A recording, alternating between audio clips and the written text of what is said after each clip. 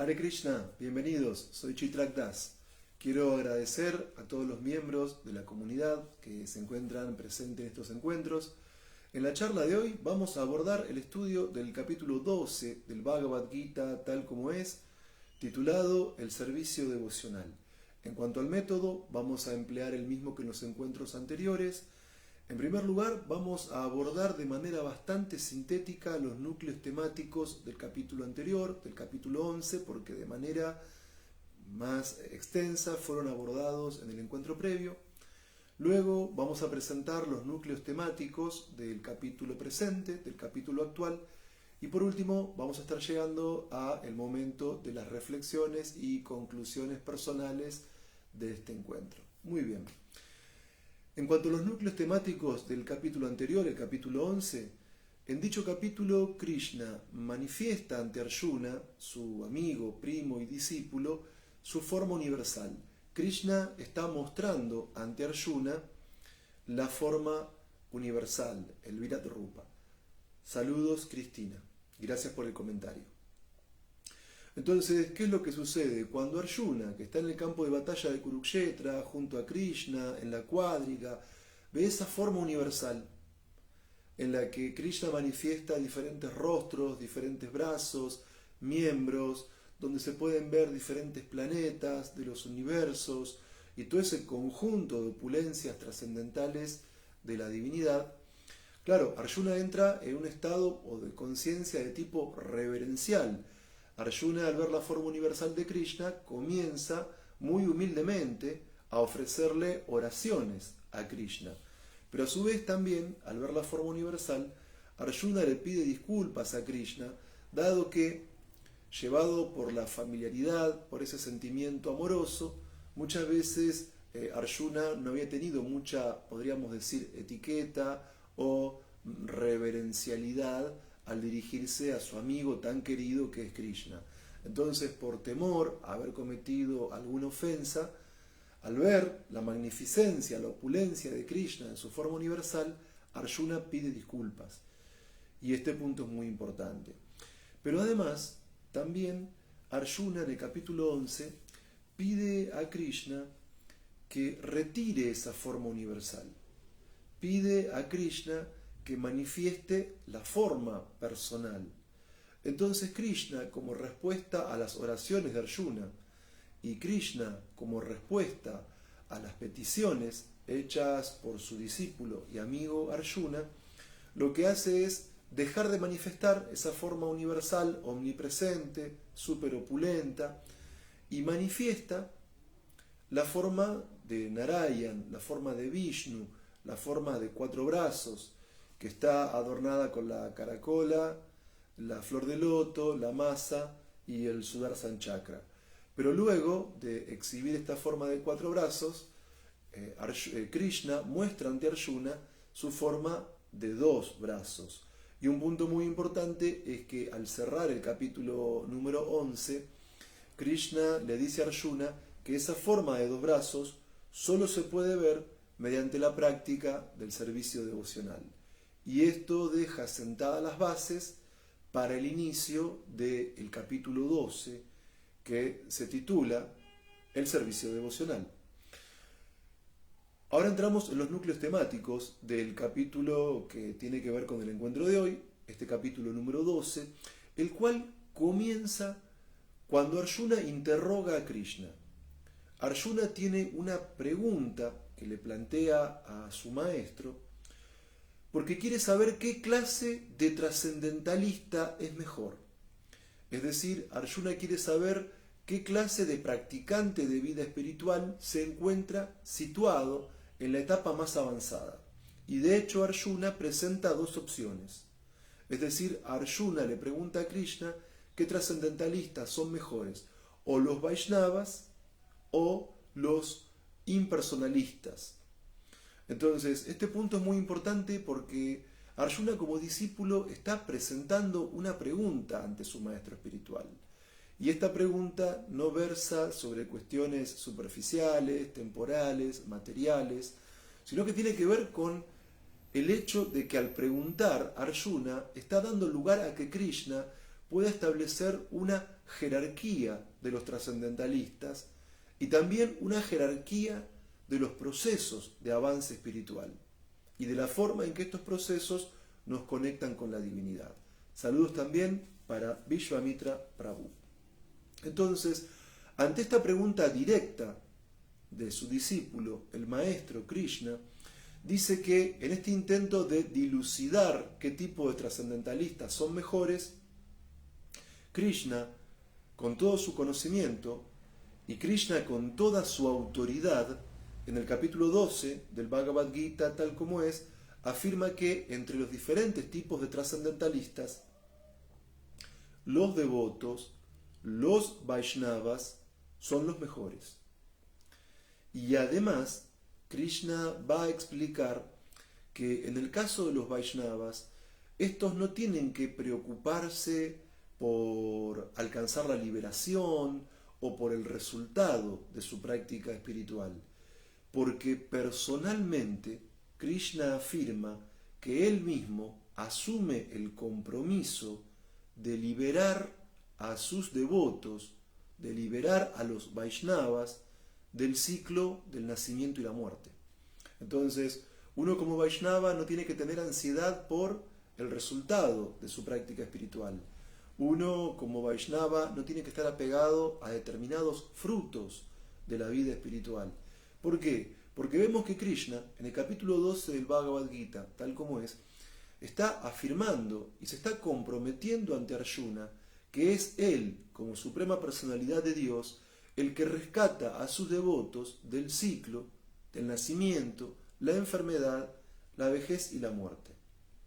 Pero como en la pregunta también Arjuna incluía a los impersonalistas, Krishna afirma, luego de sostener que los Vaishnavas son más elevados y que él los libera del samsara, que el avance espiritual para los impersonalistas es algo muy difícil, podríamos decir algo muy artificial, y en el Bhagavad Gita se utiliza en la traducción al español la palabra penoso, es decir, el avance para aquellos que tienen una concepción no personal de la verdad absoluta, el avance para aquellos que consideran al absoluto como el Brahman impersonal, es un tipo de avance difícil, es un avance muy austero, es un avance muy arduo. Pero, y este punto es muy importante, Krishna también afirma que en el caso de los impersonalistas, a su debido tiempo, ellos también se liberan del ciclo del nacimiento y la muerte. Ahora, que tanto los Vaishnavas como los impersonalistas puedan liberarse del ciclo del nacimiento y la muerte, eso no los pone en un plano horizontal. Eso no los pone en un plano de paridad o de igualdad. Por supuesto que no. Porque la relación entre impersonalistas y devotos, la relación entre ñanis y bhaktas, la relación incluso entre mayavadis y Vaishnavas puros, es totalmente asimétrica en sentido jerárquico. Y no porque ambos grupos obtengan la liberación, quiere decir que ambos grupos se encuentren jerárquicamente en el mismo nivel. De hecho, el mayavadi, tras esfuerzos muy arduos, él logra liberarse, pero logra liberarse en el plano impersonal. El mayavadi pierde en el momento de la liberación su individualidad y funde su existencia como alma en el plano del Brahman impersonal. Mientras que los Vaishnavas puros, al momento de la liberación en el que Krishna mismo afirma que personalmente se ocupa de liberar a sus devotos del samsara, el Vaishnava de ninguna manera aspira a la liberación impersonal del Mayavadi, sino que tras abandonar el cuerpo, una vez que trasciende el ciclo del nacimiento y la muerte, el Vaishnava, apoyado, directamente liberado por el Señor Supremo mismo, obtiene un tipo de liberación personal, donde el Vaishnava mantiene su individualidad como adorador, y cuando Krishna, como suprema personalidad de Dios y objeto de adoración del Vaishnava, también mantiene su individualidad, y en formas personales, tanto el Vaishnava como Krishna, manteniendo una individualidad, pueden relacionarse en un plano de eternidad, conocimiento y bienaventuranza. Entonces, es muy diferente la liberación del impersonalista a la liberación del devoto. El devoto mantiene tras el estado liberado su personalidad y su individualidad, pero en un plano puro, en un plano trascendental que se encuentra mucho más allá de la influencia de la materia y en el que puede relacionarse cara a cara con Krishna, la suprema personalidad de Dios, en alguno de los diferentes razas trascendentales que muy analíticamente describe Rupa Goswami en el Néctar de la Devoción, la traducción y adaptación del Bhakti Rasamrita Sindhu hecho por A.C. Bhaktivedanta Swami Prabhupada. Entonces, luego de esto, luego de esta pregunta de Arjuna a Krishna respecto de los trascendentalistas y cuál de ellos es mejor, si los Vaishnavas o los impersonalistas, y luego de que Krishna asevera que ambos grupos se liberan, pero que el Vaishnava es mucho más perfecto y mucho más avanzado, Krishna lo que hace es dar una exposición muy pormenorizada y muy analítica en este núcleo temático de diferentes procesos de avance espiritual. Y al igual que no son idénticas la liberación del Vaishnava y del impersonalista, tampoco son idénticos entre sí estos procesos de avance espiritual. Tampoco se encuentran en un plano de igualdad o de horizontalidad entre ellos, sino que hay una clara escalera jerárquica que Krishna expone en distintos shlokas de los núcleos temáticos del capítulo 12 titulado El servicio devocional. Entonces, en el plano más elevado de las prácticas espirituales, Krishna sitúa al Bhakti Yoga con apego y amor trascendental. Este Bhakti Yoga con apego y amor trascendental es la expresión más avanzada, más elevada y más madura de la relación que un alma liberada puede tener con Krishna mismo. Y este tipo de Bhakti Yoga con amor y apego trascendental a Krishna, entre otras cuestiones, al menos en el contexto de estos shlokas del núcleo temático presente, se caracterizan por los siguientes aspectos. Aquellos que alcanzaron la etapa de un Bhakti Yoga caracterizado por el apego y el amor trascendental por Krishna, constantemente fijan la mente en Krishna. No pueden olvidar a Krishna ni un momento. No pueden apartar su capacidad de pensar de su objeto espontáneo de amor, que es Krishna mismo. Por lo tanto, en esta etapa, uno se dedica a un estado de meditación en Krishna. Es decir, que lo que uno haga internamente tiene por cualidad principal, tiene por aspecto principal, que hay una absorción plena, meditativa, de todas nuestras capacidades internas para absorbernos en Krishna. Entonces, este punto es muy importante. De hecho, aquellos que se encuentran situados en este tipo de Bhakti Yoga con apego y amor trascendental por Krishna, además de absorber la mente de manera fija en la divinidad y de meditar de modo ininterrumpido en el Señor Supremo, también se caracterizan por consagrar todas sus actividades al Señor Krishna. Entonces, incluso en el Bhagavad Gita, en el capítulo 10, dentro del Chatushloki, encontramos un verso muy famoso en el que Krishna explica este tipo de cualidades, ¿sí? En el que la mente siempre está absorta en él, en que las actividades están dedicadas a él, en que esta clase de Vaishnavas encuentran un placer trascendental en iluminarse entre sí y conversar acerca de las características de la Suprema Personalidad de Dios. ¿Y cuál es, podríamos decir, uno de los resultados que dentro de este núcleo temático y de los shlokas particulares en los que Krishna expone esta cuestión, cuál es el beneficio que recibe aquel que se encuentra en el plano del Bhakti Yoga con apego y amor trascendental? Es que directamente se encuentra en el plano en el que vive con Krishna.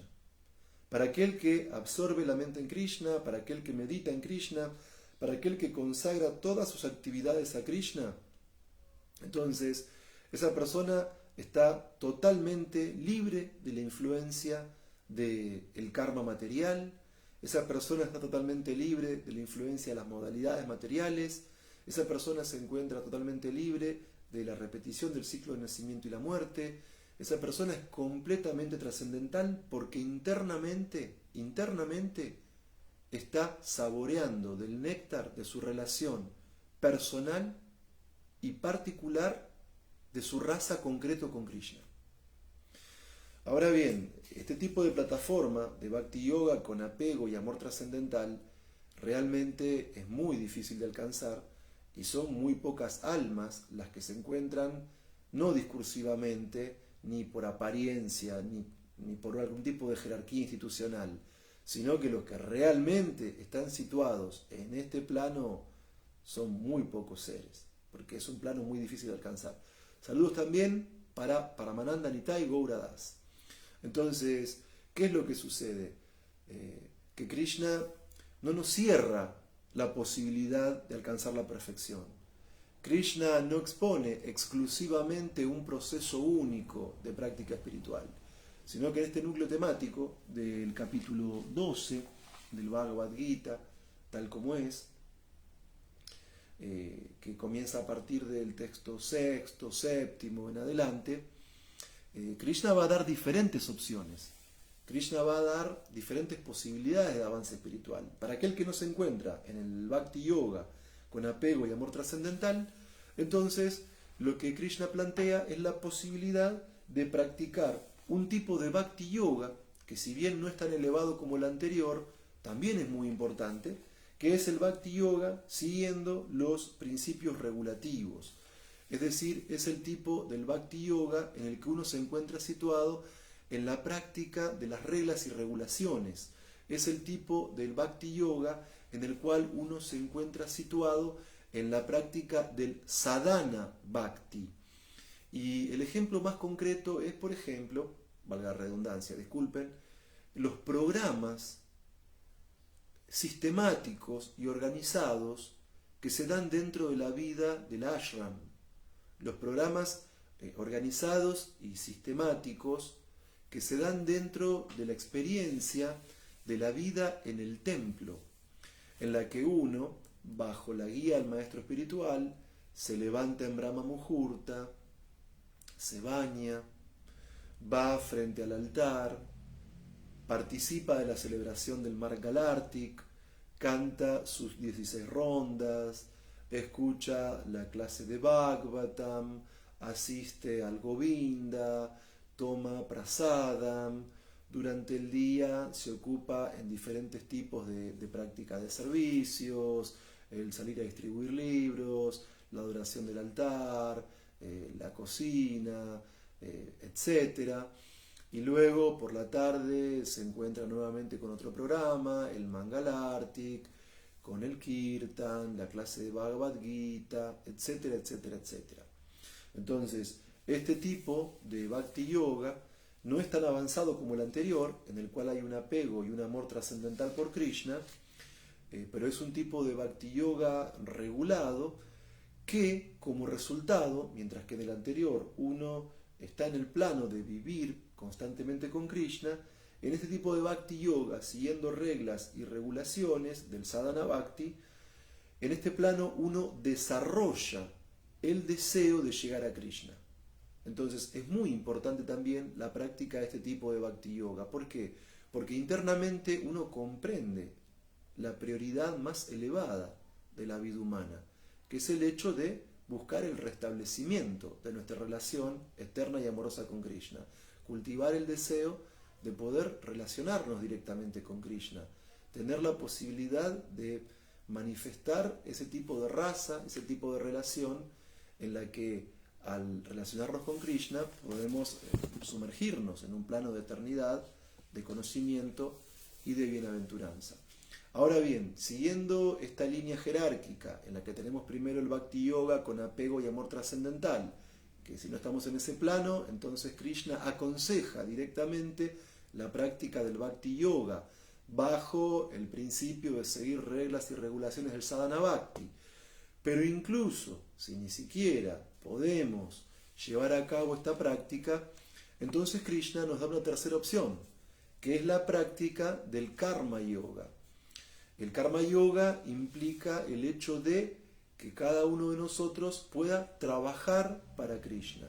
Es decir, en otras palabras, el karma yoga tiene que ver con que, ya que tenemos la tendencia a estar activos, ya que tenemos la tendencia a desempeñar algún tipo de actividad, ya que tenemos la tendencia a llevar adelante algún tipo de trabajo, pues el karma yoga consiste en poner en contacto el resultado del trabajo con Krishna, comprendiéndolo como el supremo disfrutador de todo sacrificio y austeridad. Es decir, el karma yoga implica el hecho de sacrificar el resultado de la acción en beneficio de Krishna mismo. Entonces, acá nos encontramos con dos posibilidades. Si uno es una persona muy rica o muy opulenta, puede sacrificar materialmente el resultado de la acción con ciertas actividades concretas, y si uno no es tan rico o tan opulento, entonces puede encontrarse con otras posibilidades reales y efectivas de practicar karma yoga. Bien, en el primer caso, si uno cuenta con un gran nivel de riqueza material, una práctica del karma yoga es construir un templo para Krishna. ¿Qué significa construir un templo para Krishna?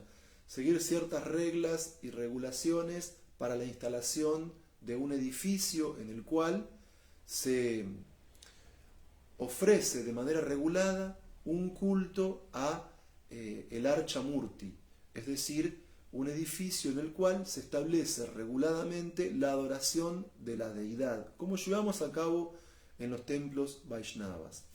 También una forma de practicar karma yoga cuando uno se encuentra situado en un nivel avanzado de riqueza material, el ejemplo que da Srila Prabhupada en uno de los significados, es construir oficinas, construir dependencias para difundir el movimiento de conciencia de Krishna. ¿Sí? En el significado, Srila Prabhupada dice que cualquier tipo de actividad requiere de capital, requiere de mano de obra, requiere de instalaciones. Entonces uno, si es muy opulento, puede construir un templo para Krishna o puede construir edificaciones, dependencias, oficinas, donde los Vaishnavas coordinen sus actividades para la difusión de este proceso de conciencia de Krishna.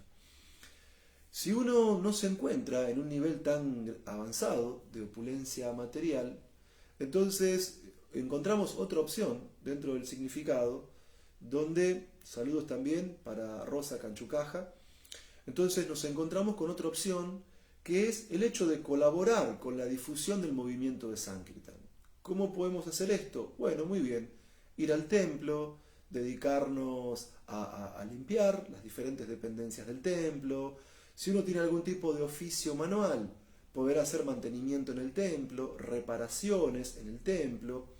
O si uno no cuenta con un nivel muy grande de opulencia material, al menos la práctica del karma yoga dentro de este nivel implicaría sacrificar al menos una parte del resultado de la acción, sacrificar al menos una parte del resultado de nuestros ingresos como una forma de donación o de apoyar a aquellos que efectivamente están difundiendo el movimiento de Sankirtan de Chaitanya Mahaprabhu.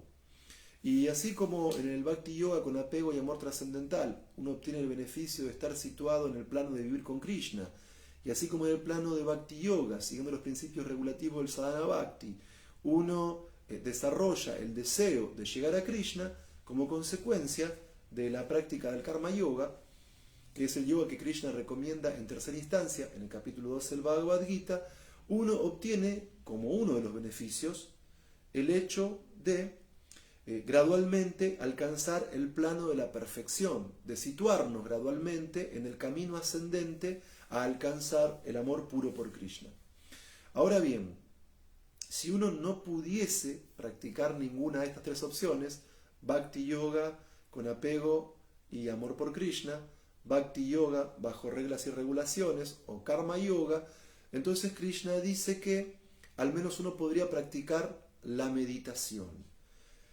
En el significado no encontré en mi lectura la denominación específica del tipo de yoga que significaría la meditación, porque de hecho los Bhakti Yogas, bajo reglas y regulaciones, en el canto de las 16 rondas, practican meditación en Krishna a través de la absorción en el Maha Mantra, Hare Krishna, pero específicamente sí encontré una palabra técnica en el sánscrito del shloka, de este núcleo temático, donde aparece la palabra dhyana. Entonces, cuando Krishna dice que si no podemos estar en el Bhakti Yoga puro, al menos que practiquemos el Bhakti Yoga bajo reglas y regulaciones, y si no podemos ser tan regulados, al menos que practiquemos Karma Yoga, pero si ni siquiera podemos practicar Karma Yoga, entonces tenemos la posibilidad de gradualmente aproximarnos a un proceso de avance espiritual de la meditación, y la palabra sánscrita es dhyana, y eso nos recuerda el proceso de dhyana yoga que Krishna ya había expuesto, si no recuerdo mal, en el capítulo 6 del Bhagavad Gita tal como es. Entonces, ¿en qué consiste este dhyana yoga? Consiste en el proceso de meditación.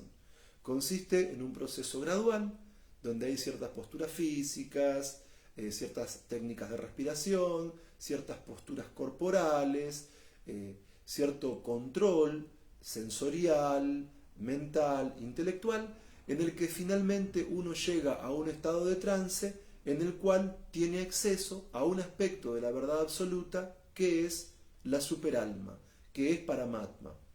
Y así como en el Bhakti Yoga puro uno está situado en el plano de vivir con Krishna, así como en el Bhakti Yoga, bajo reglas y regulaciones, uno desarrolla el deseo de llegar a Krishna, y así como en el Karma Yoga uno se eleva gradualmente al plano del avance de la perfección hacia el amor puro por Krishna, el resultado de este Dhyana Yoga, en el cual uno medita, y sobre todo en Paramatma, es que nos permite comprender de manera gradual a la divinidad suprema en su aspecto personal. Es decir, que nos acerca a la comprensión de la suprema personalidad de Dios en su aspecto Sat Chit Ananda, es decir, en su aspecto de eternidad, conocimiento y bienaventuranza, lo cual nos pone en contacto con el aspecto más elevado de la verdad absoluta. Pero si uno no pudiese practicar Bhakti Yoga puro, si uno no pudiese practicar Bhakti Yoga bajo reglas y regulaciones, si uno no pudiese practicar Karma Yoga, y si incluso uno no pudiese practicar Dhyana Yoga, entonces Krishna nos da otra opción, que es el hecho de poder practicar el Jnana Yoga. Jnana Yoga está denominado como el proceso de cultivo de conocimiento. Este proceso de cultivo de conocimiento, en primera instancia, nos da un discernimiento filosófico para aclarar nuestro sentido de identidad en el plano trascendental. Porque este proceso de conocimiento nos permite claramente distinguir dos realidades, una temporal, el cuerpo, otra eterna, el alma.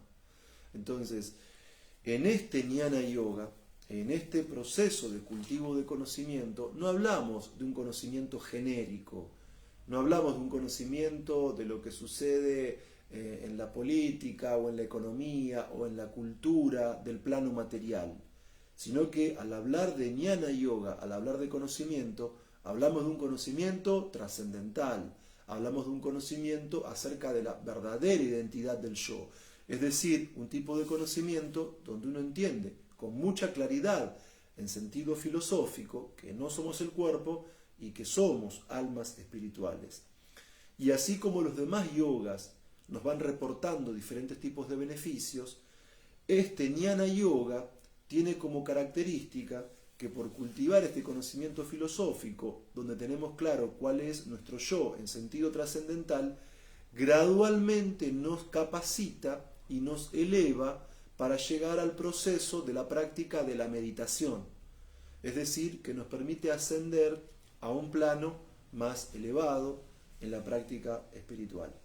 Ahora bien, si uno no pudiese practicar el Bhakti Yoga puro, o el Bhakti Yoga siguiendo principios regulativos, o el Karma Yoga, o el Dhyana Yoga o el Jnana Yoga, entonces Krishna nos da una opción que es una forma de avance espiritual denominada Karma Kanda. Saludos para Hernán Kitaoka Noble.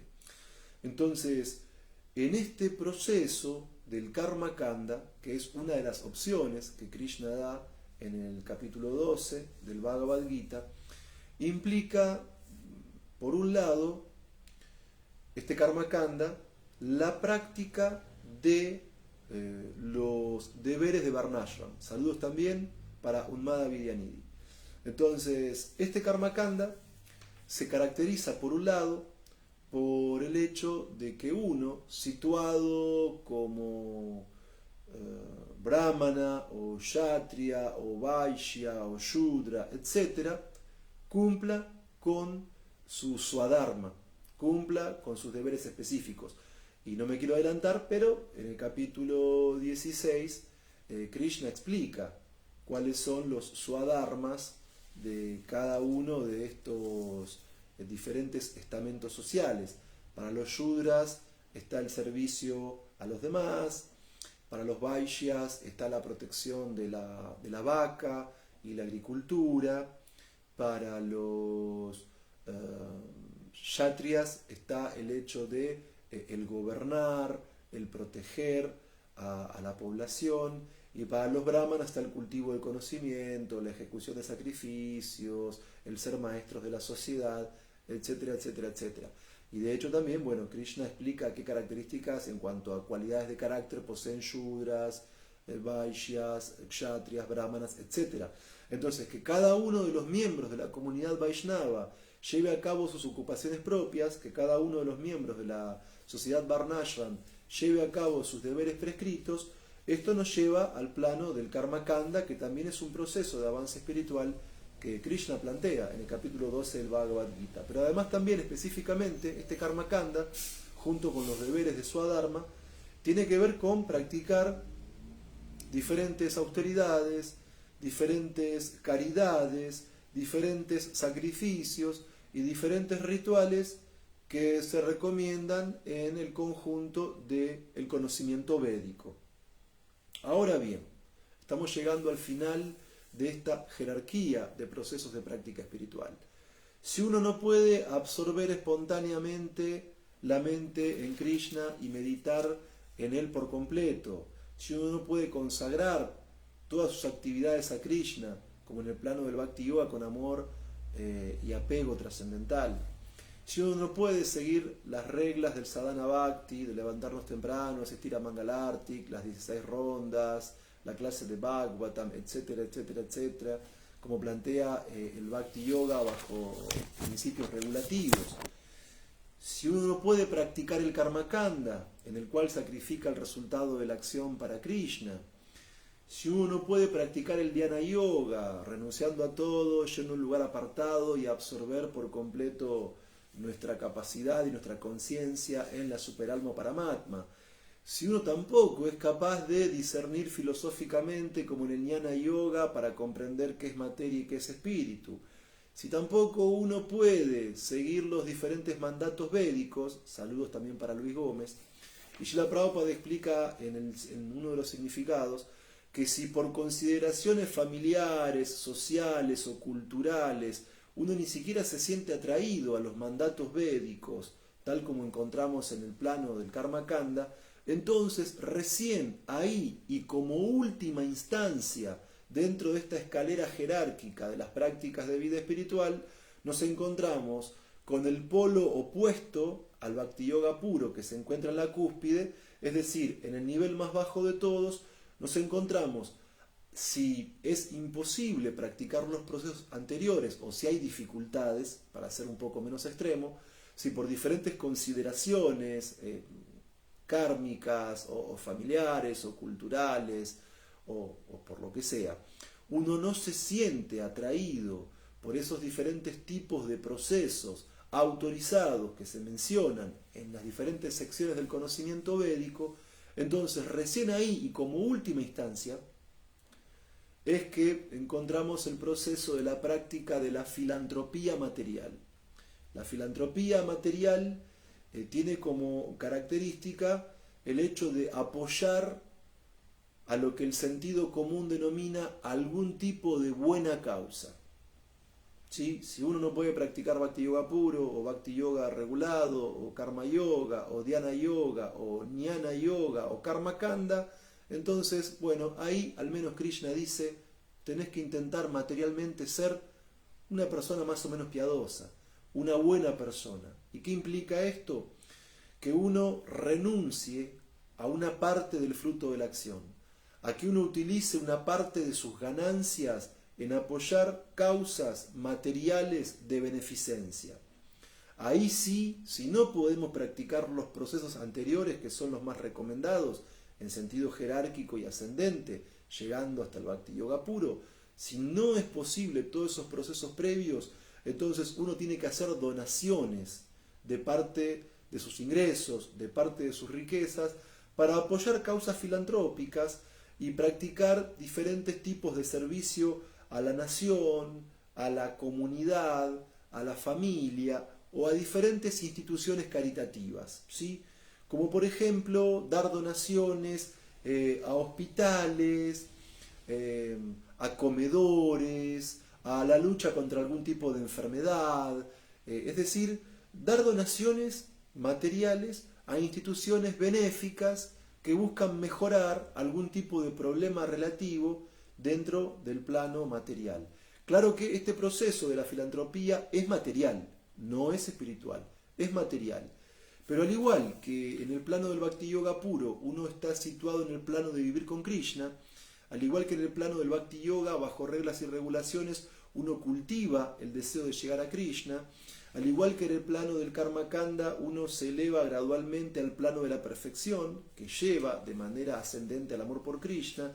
Al igual que en el plano del Dhyana Yoga, uno permite gradualmente, por la meditación en la superalma, comprender gradualmente el aspecto personal de Krishna. Al igual que en el Jnana Yoga, uno va llegando paso a paso hasta llegar a la etapa de la meditación.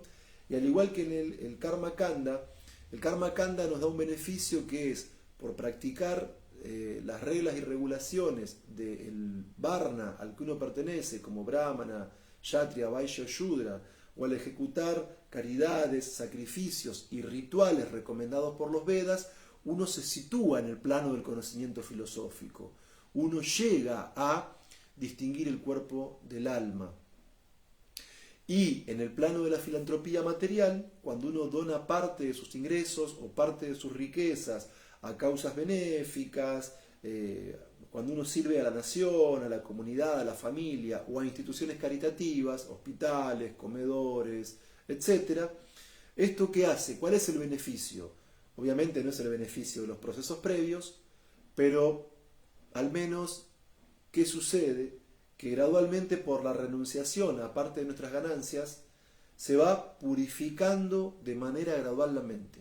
La mente entra en un estado de cierta, podríamos decir, comprensión, fruto de la purificación, que hace que en algunos casos, de manera paulatina, uno pueda superar esta práctica de la filantropía material y, en el mejor de los casos, si el deseo está puesto ahí, llegar a algún tipo de práctica, ahora sí, dentro del camino espiritual, específicamente hablando, porque la filantropía material no es espiritual.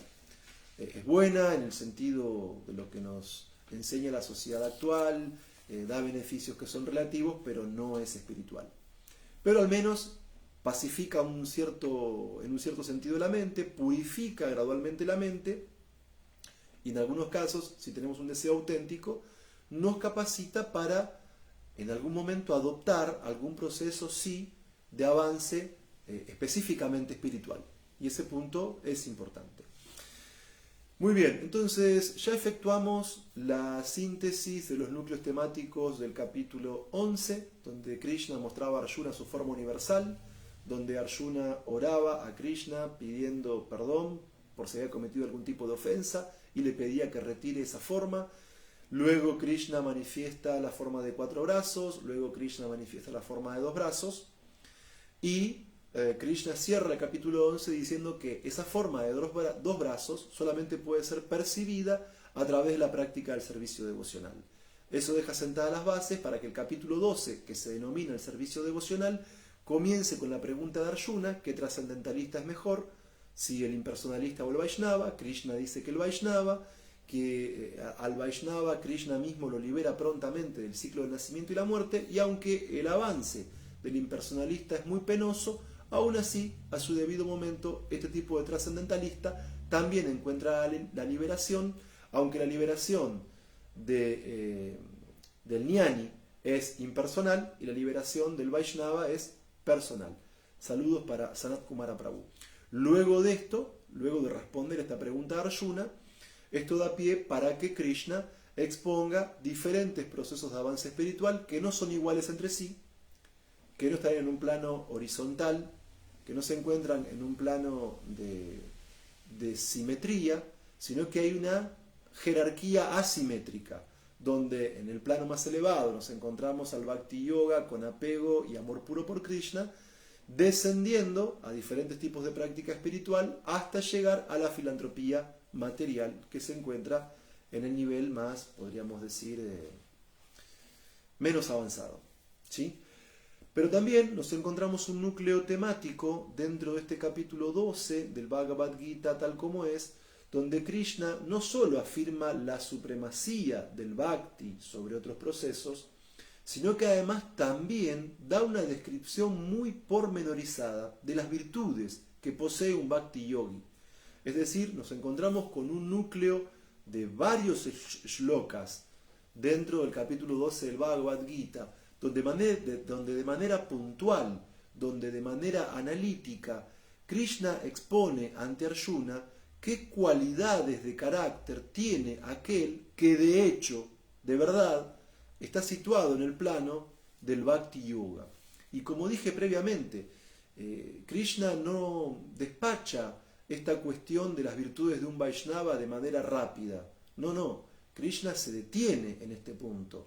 Krishna dedica una serie de shlokas a exponer puntual y analíticamente qué tipo de virtudes enriquecen, ennoblecen el carácter de un Vaishnava, y además cada vez que Krishna enumera estas cualidades dice: y esta clase de devoto es fundamental. Entonces, ¿qué características posee un Vaishnava en cuanto a del capítulo 8? ¿Sí? Recuerdo el shloka 7 del capítulo 8, donde Krishna le dice a Arjuna: siempre debes pensar con inteligencia, con discernimiento, sabiendo quién es y sabiendo cuál es la meta de la vida, e intentando no dejarse influir por aquellos que lo desvían de la meta suprema de su vida. Eso no quiere decir que un Vaishnava tiene que ser excesivamente solitario, antisocial o misántropo, de ninguna manera. Pero uno como Vaishnava siempre tiene que tener en claro hacia dónde va. Y si nos relacionamos con personas que nos acompañan en ese camino, pues mucho mejor. Entonces, el Vaishnava no envidia a nadie, es amigo de todos, está libre de relaciones contaminantes y es ecuánime. El Vaishnava ve la unidad espiritual que subyace en el resto de los seres. Y en consecuencia busca el beneficio espiritual de los demás, no el beneficio material. El Vaishnava es tolerante, porque en este mundo siempre hay encontronazos, siempre hay choques, disputas. Incluso uno podría decir que hay disputas o conflictos en el plano político, económico, cultural, social, familiar. Pero no solamente en las relaciones materiales hay conflictos, también para aquellos que no alcanzaron la práctica del Bhakti Yoga del plano más elevado, también hay situaciones aparentemente conflictivas. Y ante dichas situaciones, el Vaishnava es tolerante. Y es tolerante porque entiende cuál es su propósito, su meta, su objetivo. Además, el Vaishnava es autocontrolado. Ese punto es muy importante. El Vaishnava es como Krishna describe en el Bhagavad Gita capítulo 2, que el trascendentalista es como la tortuga. Es decir, ante la posibilidad de caer de la práctica espiritual, retrotrae sus miembros dentro del caparazón, como lo hace la tortuga. Del mismo modo que la tortuga puede retrotraer sus miembros dentro del caparazón, el Vaishnava puede controlar sus sentidos para no desviarse de la práctica del Bhakti Yoga. Y por lo tanto, este tipo de Vaishnava es alguien imperturbable. Puede haber todo tipo de situaciones externas complejas, conflictivas, que incluso a veces causen ciertas ansiedades, pero el Vaishnava no se perturba, entiende cuál es su meta y sigue en su camino. Y por eso también es equilibrado. Y Krishna lo describe como puro, experto, pero por sobre todo tiene a Krishna como meta suprema de la vida. Y esa es la característica principal de un Vaishnava. Bueno, muy bien. Llegamos entonces a el plano de las conclusiones. Ya recordamos sintéticamente los núcleos temáticos del capítulo 11. Expusimos analíticamente los núcleos temáticos del capítulo 12. Y evidentemente la lectura de este capítulo me dejó analizando ciertas cuestiones que me parecen muy importantes compartir con ustedes, al menos para mí. Bueno, entonces, cuando Krishna, cuando al final del capítulo 11, Krishna dice que la forma personal suya solamente puede ser vista para los practicantes del servicio devocional, está dejando la base sentada para el capítulo próximo, para el capítulo 12, que se denomina el servicio devocional. Entonces, ¿a qué voy con esto? A algo muy importante que quiero sostener. Y esto es que observamos la estructura, la concatenación, el contacto que hay entre un capítulo y otro del Bhagavad Gita tal como es. Porque el capítulo 11 cierra Krishna diciendo que su forma personal de 2 brazos solamente puede ser vista mediante el servicio devocional, y observemos cómo todo el capítulo 12 se dedica al servicio devocional. Y no solamente en el capítulo 11 y el 12 se ve esta concatenación. Saludos para Juan Espejo Thorndike. Sino que, por ejemplo, en el capítulo número 1, Krishna se lamenta y deja de combatir, y al principio del capítulo 2, Arjuna sigue lamentándose y da más argumentos para no combatir. Y eso le permite a Krishna hablar de diferentes núcleos temáticos que culminan en la práctica del servicio devocional. Y fíjense que al principio del capítulo 3, Krishna le dice a Arjuna, bueno, pero si vos considerás que el conocimiento es mejor que la acción, si vos considerás que situarme en el plano trascendental es mejor que las actividades, ¿por qué me querés hacer participar en esta horrible guerra? Y ahí Krishna expone el Karma Yoga. Y así sucesivamente, así como vemos la concatenación del capítulo 11 con el 12, si uno estudia detenidamente los diferentes capítulos del Bhagavad Gita tal como es, uno puede ver esas continuidades, uno puede ver esa concatenación entre un capítulo y otro, y se ve la dinámica del diálogo entre Krishna y Arjuna. Hay una dinámica muy marcada. Saludos para Demetrio García Castillo. Entonces, hay una dinámica del diálogo muy marcada en la lectura sistemática y ordenada de los diferentes capítulos del Bhagavad Gita, que se ve claro entre el 11 y el 12, pero que también se ve claro en todos los demás. Bien, entonces, otra reflexión interesante que quiero compartir con ustedes. La pregunta de Arjuna acerca de qué trascendentalista es mejor, si el Vaishnava o el impersonalista, esto da lugar a lo siguiente. Bueno, Krishna expone en el capítulo 12 del Bhagavad Gita diferentes procesos de yoga, ¿sí? Diferentes procesos de avance espiritual. Y todos esos procesos que Krishna menciona a lo largo del Bhagavad Gita en diferentes capítulos, y en el 12 en particular, son todos muy valiosos. Tienen todos mucha importancia. Pero el punto es que en la era de Kali no todos tienen el mismo valor, ¿sí? Hoy por hoy la meditación mística es algo muy difícil de practicar. El tipo de dhyana yoga, de dejar la familia, el trabajo, el estudio, ir al bosque, a un lugar apartado, poner la piel de venado, hacer una asana semi-elevados, concentrar la mirada en la punta de la nariz y todo eso que Krishna escribe en el capítulo 6. Eso hoy por hoy para la persona promedio es imposible. Esos rituales y sacrificios védicos del Karma Kanda son auténticos, igual que el Dhyana Yoga, pero son imposibles. ¿Dónde encontramos esos brahmanas que conozcan los mantras y sus melodías, sus métricas, y conseguir los enseres para el sacrificio? Eso en Kali Yuga es irrelevante.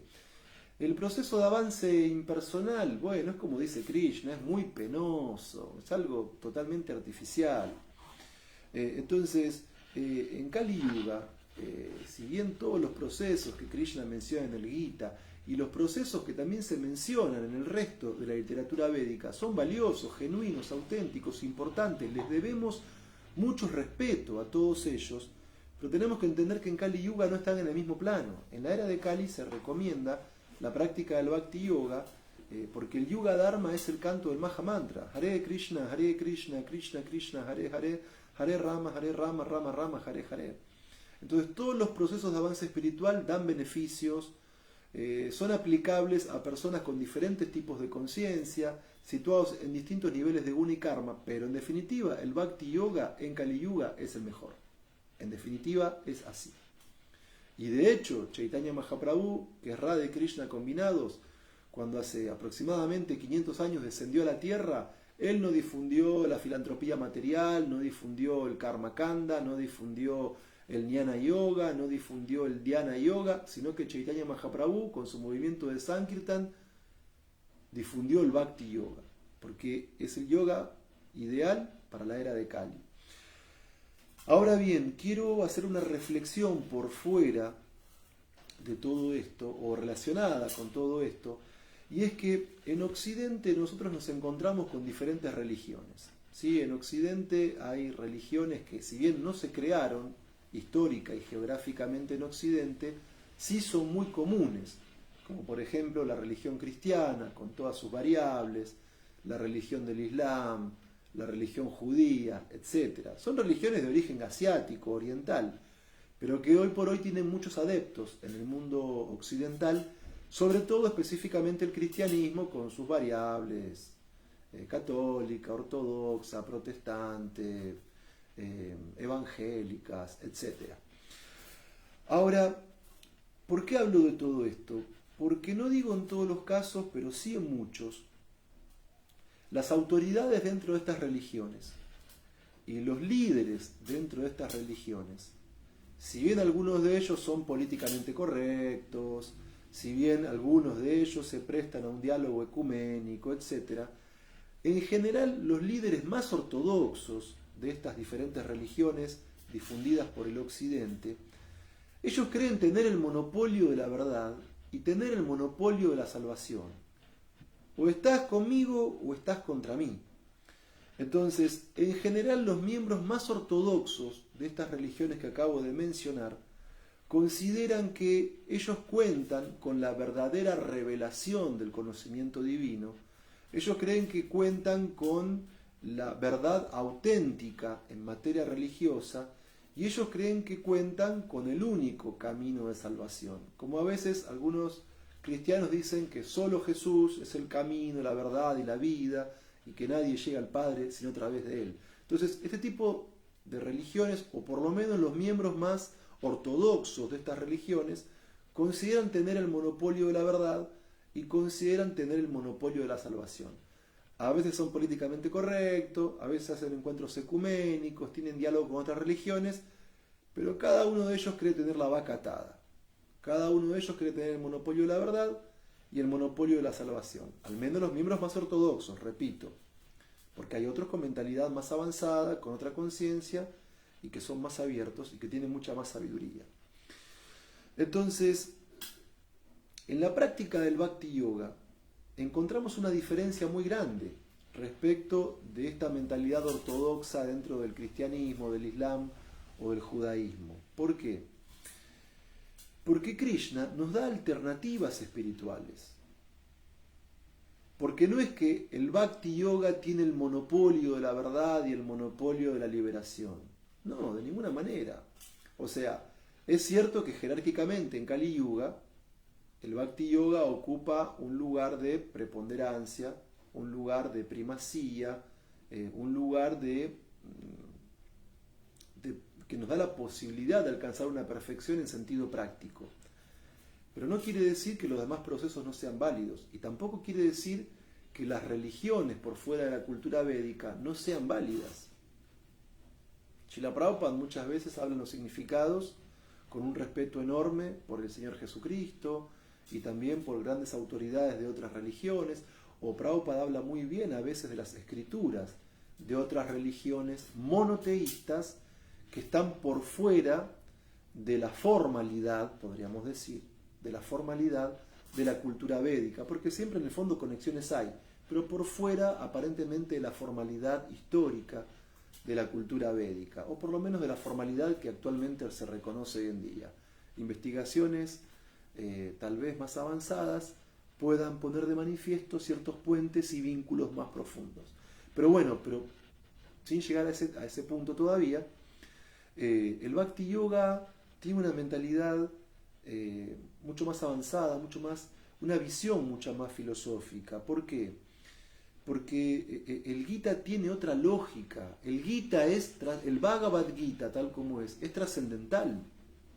Porque nos habla del Bhakti Yoga, pero no dice que a través del Bhakti esté el monopolio del conocimiento, de la verdad o de la liberación. No, Krishna da diferentes opciones, claro que son jerárquicas, no están al mismo nivel, están situados en diferentes niveles de avance, pero gradualmente muchas de ellas conducen a la posterior, a la que está más arriba, a la más avanzada. Y esto es importante. Entonces fíjense lo que es la lógica de las personas fundamentalistas, de las personas extremadamente ortodoxas en el sentido negativo del término, o podríamos decir dogmáticas en el peor sentido del término, que creen tener la vaca atada, que creen tener el monopolio de la religión, que si no practicas mi religión, entonces estás condenado. Mientras que en el Bhagavad Gita, Krishna expone una lógica mucho más filosófica, mucho más omniabarcadora, donde existe la posibilidad de practicar diversos procesos de avance espiritual. Y donde incluso nuestro propio Acharya habla con un gran respeto de las religiones que formalmente están más allá de la cultura védica, en sentido aparente, ¿sí? Y cuando Krishna, al final del Bhagavad Gita, en el capítulo 18, dice, abandona todo tipo de religiones y entrégate a mí, no está hablando del judaísmo, del islam o del cristianismo, porque esas religiones, en la época del Bhagavad Gita, no existían.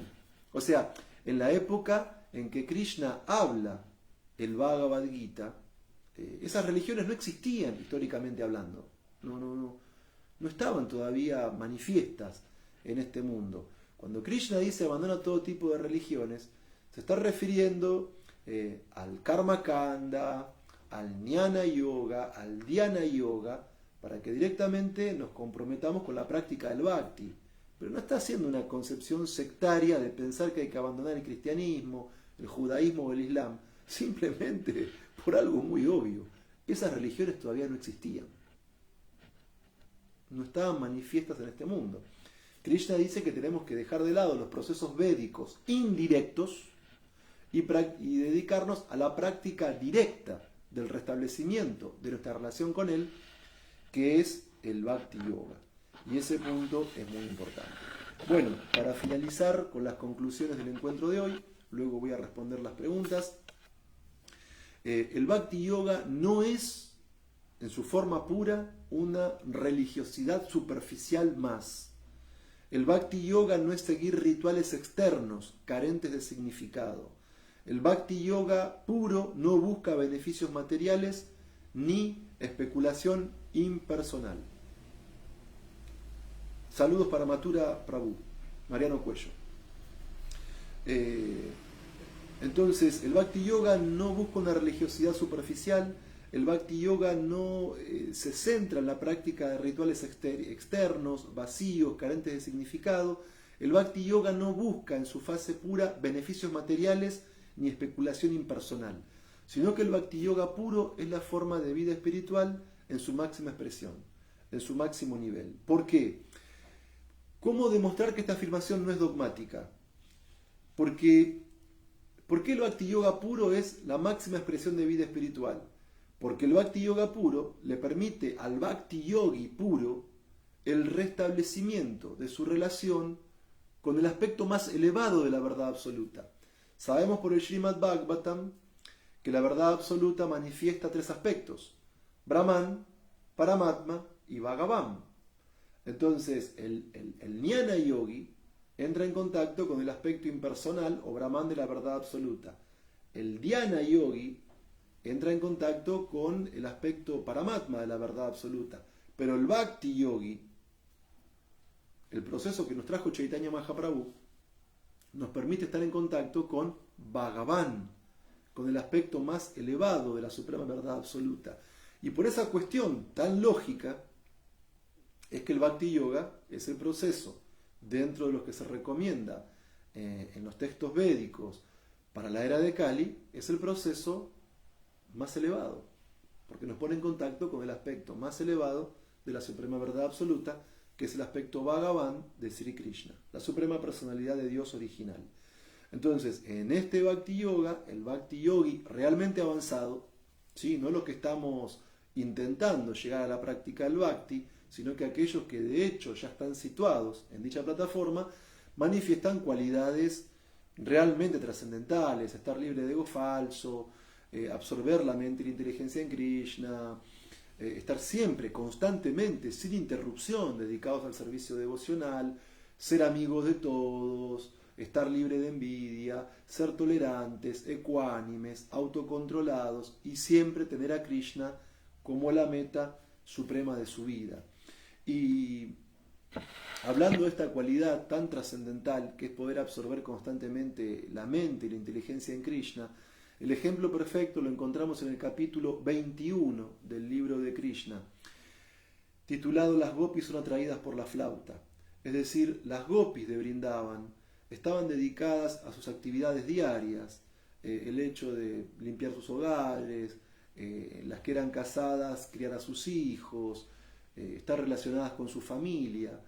Pero cuando Krishna desde el bosque tocaba la flauta, las gopis naturalmente, llenas de amor, llenas de apego trascendental por Krishna, solo por oír el sonido de la flauta de Krishna, las gopis comenzaban a recordar lo bello que es Krishna, la forma tan atractiva que Krishna y Balaram tienen de vestirse, que parecen los dos actores principales de una obra de teatro.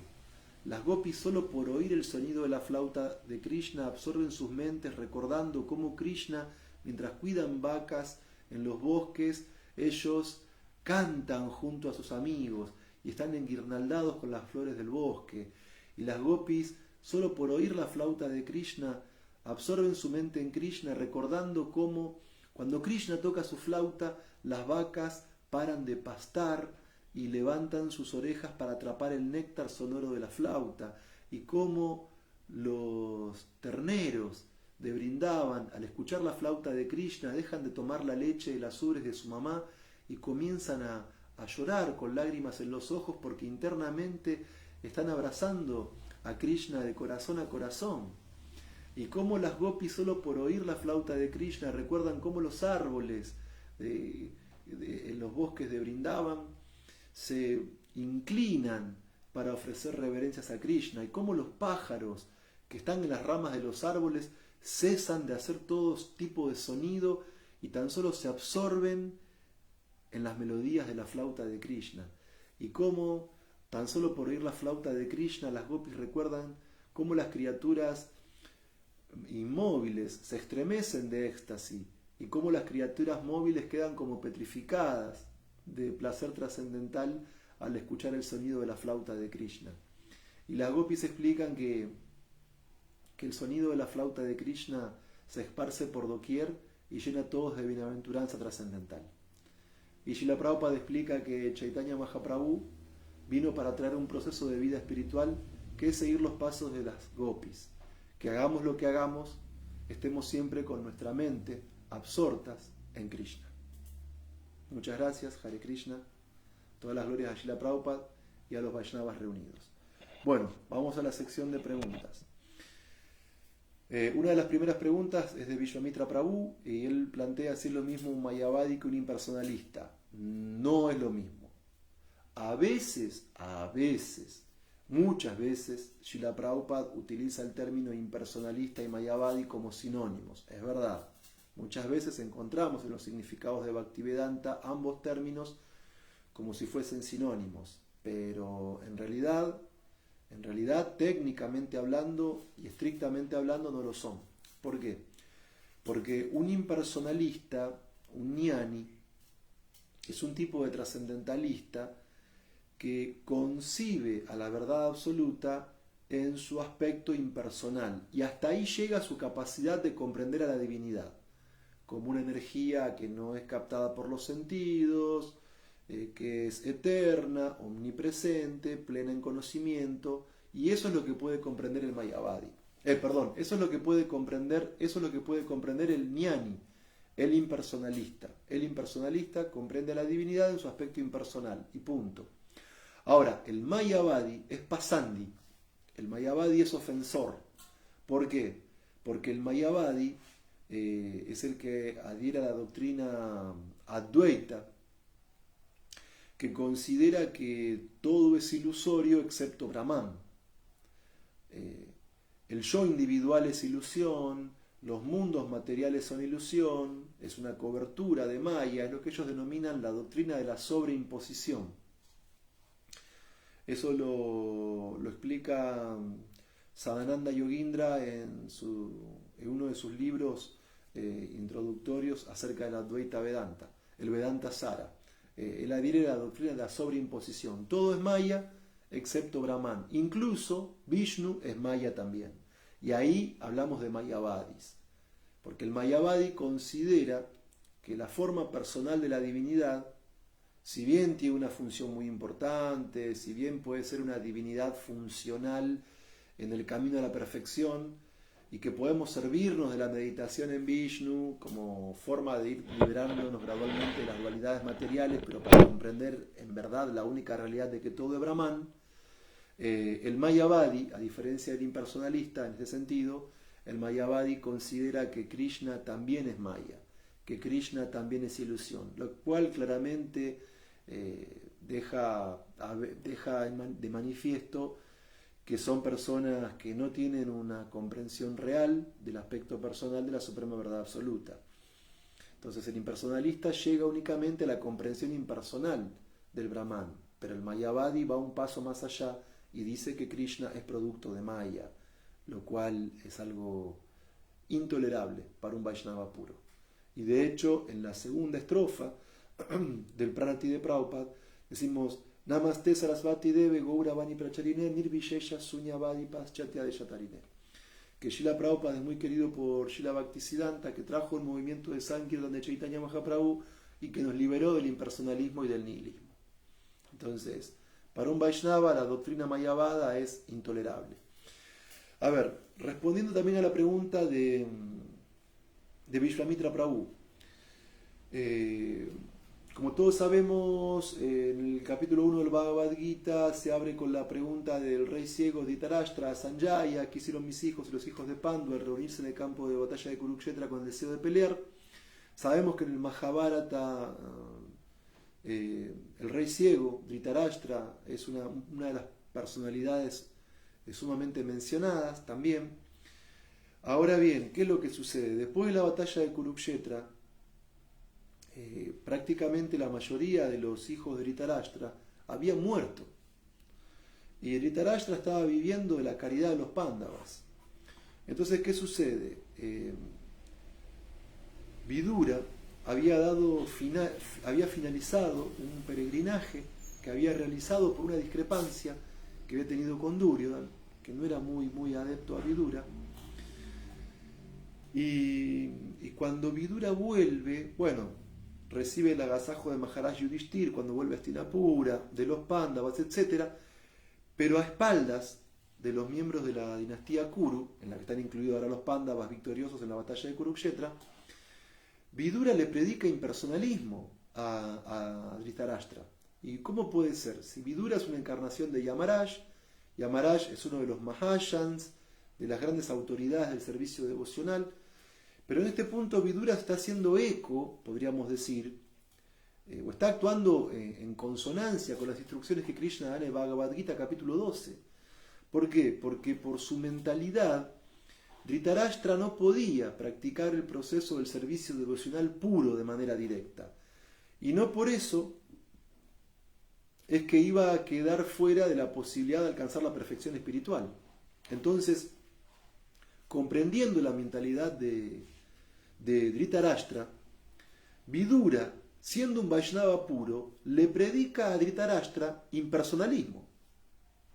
Le predica el concepto impersonal de la verdad absoluta. No doctrina mayavada, por supuesto que no, pero sí impersonalismo. Y ahí Vidura, junto con Gandhari y junto con Dhritarashtra, se van del palacio de Hastinapura y acompaña a Dhritarashtra hasta el momento en que éste abandona el cuerpo. Y esto es un pasatiempo muy interesante, ¿sí? Pero bueno, sí hay una diferencia técnica entre mayavadi e impersonalista. Espero haber respondido Vishvamitra Prabhu. ¿Y los Vaishnavas no creemos lo mismo que creen cada uno de esos religiosos? Nosotros no sostenemos que en el caso más recomendable es la práctica del Bhakti Yoga, ¿sí? Eso no quita que el Vaishnava sea respetuoso con los demás procesos. O sea, yo me pregunto, cuando los cristianos en sus iglesias cantan a Dios, ¿no están haciendo Harinam Sankirtan? Para mí que sí. Cuando uno ve a los miembros de esas religiones que cantan las glorias de Dios con otros nombres, también están cantando los nombres de Dios. También van a alcanzar, si son puros, la perfección espiritual. ¿Quién dice que tenemos la vaca atada? ¿Sí? Entonces, ahora volvió la conexión, puedo terminar de leer la pregunta. Entonces, el Vaishnava entiende que dentro de los procesos que se recomiendan en los Vedas para Kali Yuga, el Bhakti Yoga es el más elevado, sin duda. Lo dice Krishna. Pero también entiende el Vaishnava que los demás procesos son válidos. O sea, nosotros no tenemos esa lógica bipolar. Lo que no es blanco es negro. Bhakti Yoga funciona, el resto de los procesos no. Los demás procesos también funcionan. Si de hecho se explicaba en el Bhagavad Gita que la filantropía material gradualmente purifica la mente y si hay un deseo sincero, uno puede llegar a un proceso de vida espiritual. El Karma Kanda nos eleva al nivel del conocimiento. El Jnana Kanda nos eleva al nivel de la meditación. La meditación nos eleva al nivel de comprender el aspecto personal de la verdad absoluta. El Karma Yoga nos eleva gradualmente a la práctica del Bhakti Yoga más elevado. El Bhakti Yoga bajo reglas y regulaciones nos puede llevar a la práctica del Bhakti Yoga puro. Sí, entendemos que el canto del Maha Mantra y el Bhakti Yoga puro es el proceso más elevado, pero los demás procesos también dan un avance gradual. No negamos que los demás procesos sean válidos, como tampoco negamos que las demás religiones monoteístas sean válidas, de ninguna manera. De ninguna manera negamos la importancia del judaísmo, del cristianismo, del Islam, etc. Bueno, ahí Vishvamitra Prabhu replica, sí, pero ¿por qué no consideramos Bhakti Yoga lo que hacen también los cristianos? Lo acabo de decir recién. ¿Cómo que no es Bhakti Yoga? Si Shravanam, nosotros oímos el Bhagavatam, ellos oyen la Biblia. Kirtanam, nosotros cantamos Hare Krishna, ellos tienen sus propios Padre Nuestros y oraciones. Smaranam, nosotros recordamos los pasatiempos de Krishna, ellos recuerdan los pasatiempos de Jesús. ¿Por qué no hay Bhakti Yoga dentro del cristianismo? ¿Quién dice que no? ¿Quién dice que no? Y además, yo recuerdo hace muchos años, estuve unas vacaciones de invierno enfermo, mi abuela, una excelente cristiana, no del ritual vacío, sino de la verdadera fe, de la práctica, de la oración, de la caridad, del servicio al prójimo. Recuerdo que mi abuela, yo ya en ese tiempo estaba en contacto con los Vaishnavas, en ISKCON. Mi abuela me regaló una biografía oficial de la orden de los franciscanos, una biografía de San Francisco de Asís. Y San Francisco de Asís era un devoto puro. ¿Quién puede negar que era un devoto puro? ¿Quién puede negar que San Francisco de Asís practicaba Bhakti Yoga? Es más, de hecho, según la biografía oficial de la orden franciscana, San Francisco de Asís tuvo el darshan de Dios. Él pudo ver a Dios. ¿Y cómo lo vio? Según la propia biografía católica, lo vio como un niño, como un joven, muy, muy hermoso y ataviado de una manera muy atractiva. ¿A quién vio? Todos ya llegaron a la conclusión. Bien, entonces, al menos desde mi postura, los miembros sinceros de las religiones monoteístas también pueden oír, cantar, recordar, ofrecer reverencias, oraciones, también pueden involucrarse dentro de la práctica del bhakti. Y de hecho, cuando Srila Prabhupada se encontraba con sacerdotes cristianos, jamás les dijo, abandonen su religión. Les dijo, dejen de comer carne. Dejen de comer carne. No, dejen de adorar a Jesús, ni dejen el rosario, ni dejen la Biblia. Prabhupada nunca dijo eso que yo sepa. Dejen de comer carne, eso sí. Replica Vishwamitra Prabhu. Sí, pero me da la sensación de que consideramos a todas las demás religiones como inferiores a la Gaudiya Vaishnava o como pasos preliminares. ¿No es acaso nuestra práctica también un paso preliminar? A ver, la práctica en la que yo estoy sí es un paso preliminar, porque no soy un devoto puro. Por supuesto que es un paso preliminar. Por supuesto que es un paso preliminar. Por supuesto. O sea, yo al menos no me encuentro situado en el amor con apego y amor puro por Krishna. Ese no es mi caso, no en esta vida. Entonces, respondiendo a Vishwamitra Prabhu, sí, el Bhakti Yoga, bajo reglas y regulaciones, también es preliminar para llegar a un Raganuga Bhakti, a un servicio devocional espontáneo, incluso un servicio devocional con Rati, con Baba y luego con Prema. Sí, por supuesto que el Bhakti Yoga de Sadhana Bhakti también es preliminar. A mi criterio lo es. Espero haber respondido. Bien, voy a chequear si hay alguna otra pregunta.